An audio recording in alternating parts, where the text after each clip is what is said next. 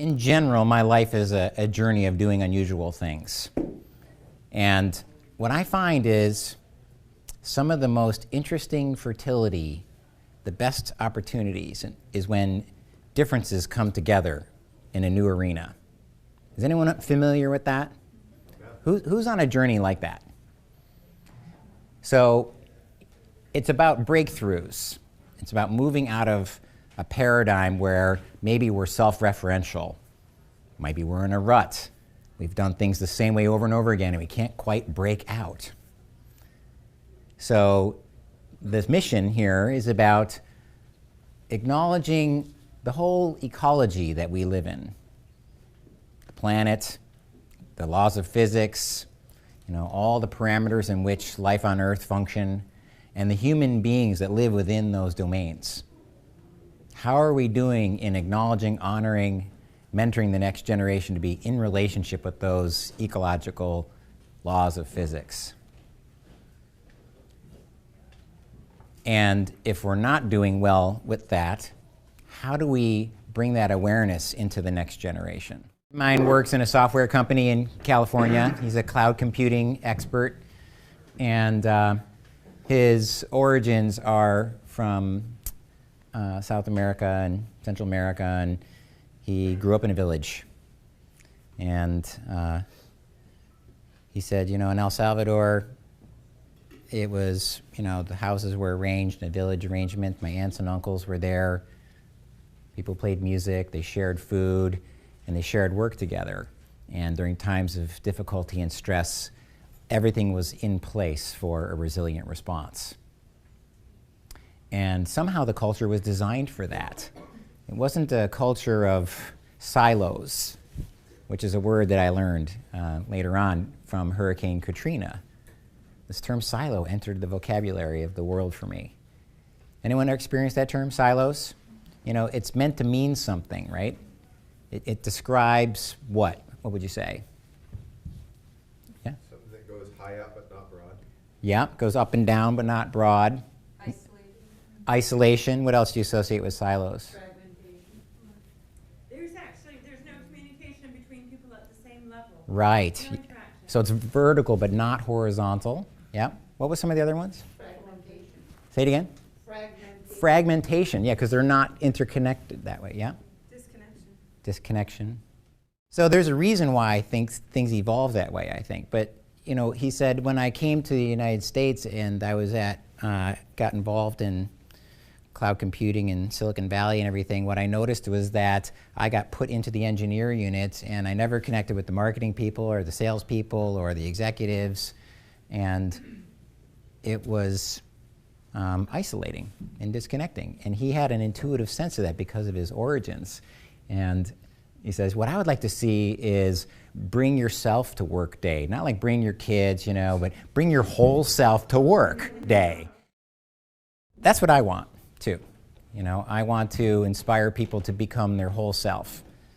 And a lot of it comes down to some pattern language. One of the things they say is, if you don't go through initiation, life will initiate you. So it happens one way or the other, and I think it happened to me. And it's not something I got to choose, but when I look back on it, it wasn't such a bad thing. It took me out of a determined future, a reductionist plan of a number of choices that I had to choose. And I think something in my deep self said, I don't fit the boxes, but I have no other option. So I just stopped participating until there were no more options. And a kind of death ensued, a deep change. One of the things that is common around the world in cultures that live close to the earth is this adolescent passage called initiation. Has anyone ever heard of a rite of passage or initiation? And I don't mean like fraternity initiation, but it's that's kind of a modern version of a threshold into an organization. But I mean on the developmental level of going from childhood to not quite adulthood, but the early stages of forming how do I conduct myself in my society. And it sounds like something that's totally irrelevant to our modern day world. But when we paint this picture of where we are today, I think it's one of the most high leverage things that we could reincorporate back into our child rearing, our educational system, and even our business environments. Because what happens is the culture comes together and says, this person is starting to show changes, not just hormonal ones, but ones in which they have the power to do something outside the family unit. And they're going, right? So they come in and say, okay, time to enculturate resilient values. What are the norms of our society? And what are the ones that we've known from the elders and the elders before that that creates a nice long arc of resilience? What are the teachings they need to know? What are the stories and maps they need to listen to? Because some of it is tradition, but others is give them general maps so they can innovate as the changes come. What are the maps? What are the stories? How do I listen to the world and be present so that I can be aware and adaptable? So in those initiatory experiences, there is all of this training and development going on, but there's also a psychological change. Ego development is essential. And what happens with initiatory experiences is it also introduces that there are others that are part of our world that we are interdependent with. So you could say the I goes out on their initiatory experience and the we comes back. So we want to find intervention points in the system to create change. And so this was the one I've been working on here, self, working with individuals to bring their whole self to work, bring their whole self to life through cultural mentoring elements like initiation and mentoring and nature connection. And then they go on to join the world, bringing their whole self into it and influencing it in that really amazing way. And also working at the family and community level. You know, there's a lot of examples of how communities can establish a lot of horizontal relationship just 'cause. And even FEMA has recognized this from this is an American, you guys know what FEMA is? So they were really disturbed by Hurricane Katrina and the response on the ground. Because when all that communication got shut down, nobody could communicate all the way up the silo anymore. But there was lots of resources there. They couldn't communicate with each other, or they didn't know how, or they didn't have experience of it. They were just strangers. And it was chaos, and it was embarrassing. And so there was a lot of orders around, figure out what happened there and fix it. You know, and of course what got unraveled was like, we have a systematic issue. Our whole world is siloed. It's a bigger problem than just fixing this. So they said, well, is there any other hurricane about the size of Hurricane Katrina where we didn't have that response on the ground? And they're also thinking, as climate scientists, that we're going to have more of these storms because of the warming of the Gulf waters. Like the prediction is it's going to continue. So they found that there was one called Hurricane Iniki in the Hawaiian Islands, and specifically hit the island of Kauai. And when they did the analysis, they looked back on the records and they saw that there was so much interrelationship on the island in terms of cultural practice over time. They had this proactive mechanism for responding to impact and disaster. So when, 9 days later they finally came with resources, they didn't need any. That when people were split up from their families and couldn't get home from school or roads were out, they all just took care of the people they were with. They were used to taking care of themselves. They were used to the stories and lineage of storms in the past and where to go and what to do. And they had enlivening enrichment customs to survive difficult situations. So that might have been ceremony or singing or helping each other out in times of drought or famine. What was that hurricane called? Iniki. And where was it? Kauai. I find that inspiring. The other really profound set of material that we can put into this pattern is introducing individuals at the business level, but also organizations. And there is a set of core routines of awareness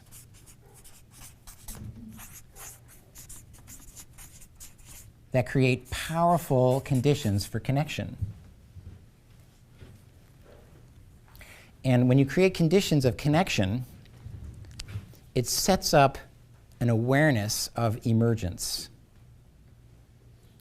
And the reason why we want to set up conditions for emergence is because that's where we get something new to happen. Something that wants to happen instead of determining how things are supposed to go.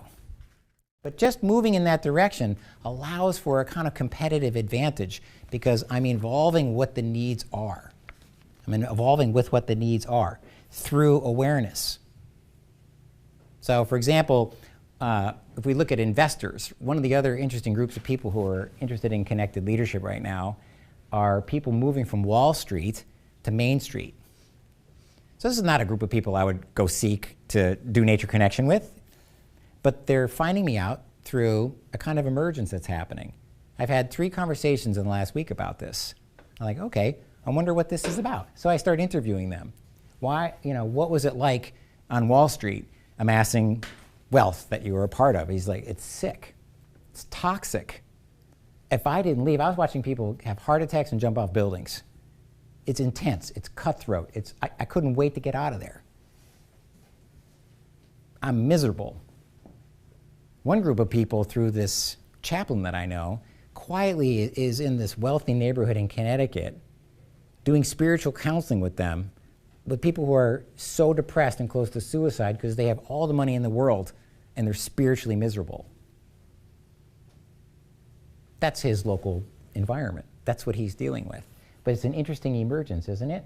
And what happened was the chaplain talked to this guy who's a financial advisor who quietly does meditation and some spiritual activities on the side. Doesn't reveal it all, but he's kind of got an eye out.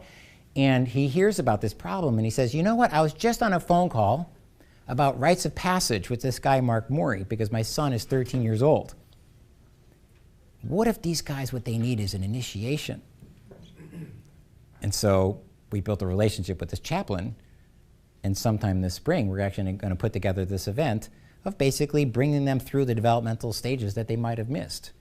Things that increase belonging and the fullness of who they are. They're not a siloed human being.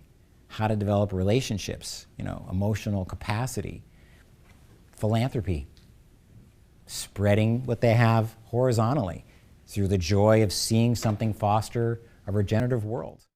I have a belief, and I've seen it in other areas, that we're each born here with a special gift to bring to the world, a uniqueness, because that's how things work.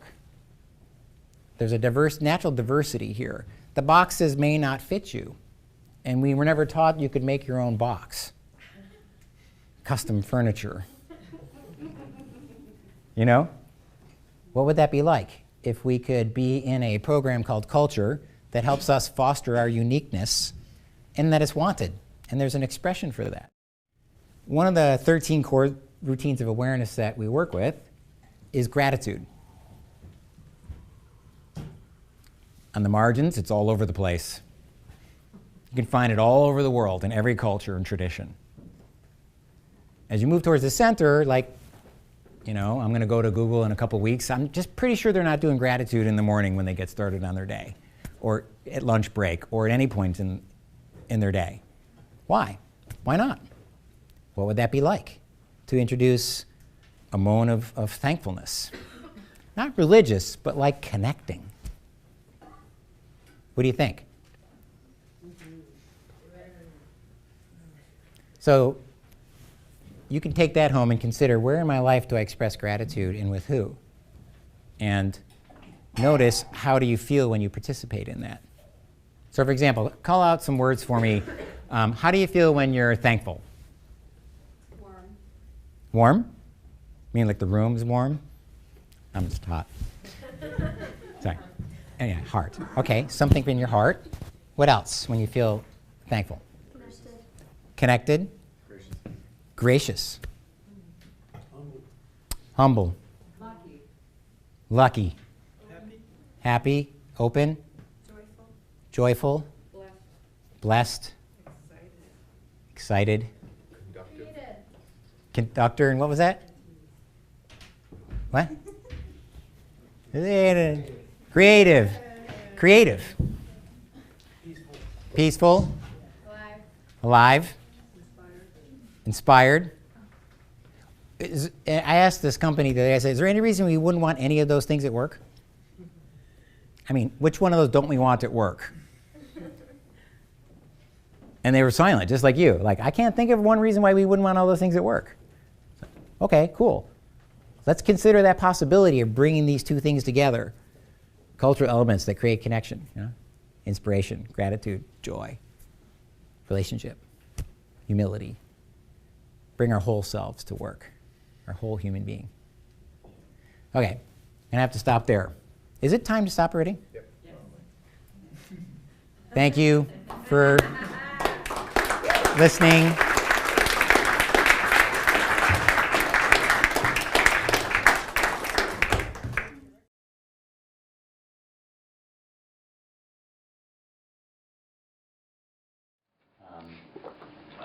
So there's two other ones I'm not going to pull teeth on, but I'll drop them in here just because they're really critical.